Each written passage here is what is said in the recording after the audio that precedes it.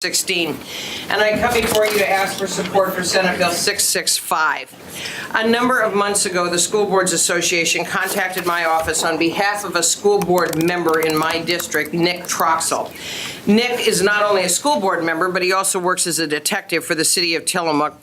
And Nick's training and experience have made him believe that lives could be saved if the anti-overdose medication naloxone was stored safely and according to rule in school district offices. Naloxone, commonly referred to as Narcan, is designed to stop the onset of an opioid overdose immediately upon administration.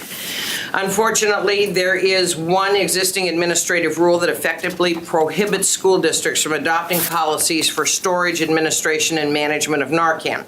Senate Bill 665 would change that. It's a very simple bill that would require the Department of Education to open rulemaking to permit school districts to manage Narcan safely and by policy within the district. This is optional for school districts. They may choose to adopt policies for naloxone management, but are not required to. I encourage all of you to review Nick's testimony, which I have given to the professional staff. It is also on OLIS. I believe it was put there last night.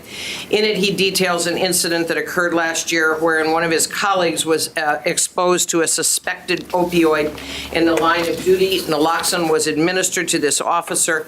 The effects were immediate. The officer's life was saved and a potential overdose was stopped.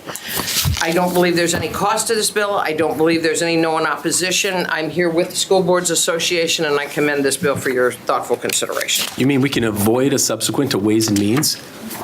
Wow. You let this one slip through.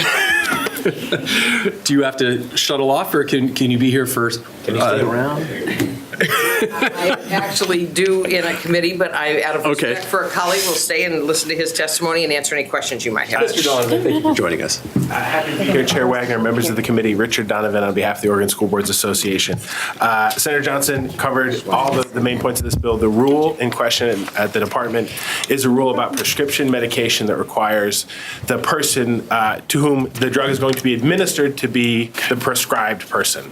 Narcan is prescribed to the person delivering the Narcan because you don't know who's going to overdose. It's a nasal spray. It's kind of like an EpiPen where if you were to just use it, there's no harm even if you're not overdosing.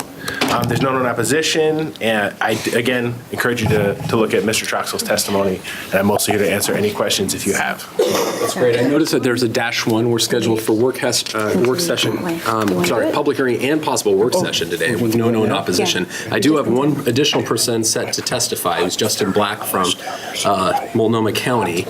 Justin, do you want to just come squeeze up here? And I don't know the nature of your testimony. That's why we have public hearing. I get to hear. I get to hear. Bill's author. I get to hear from you. Just identify yourself for the record. For the record, Justin Black, Government Relations Director, Multnomah County. We love this. Right.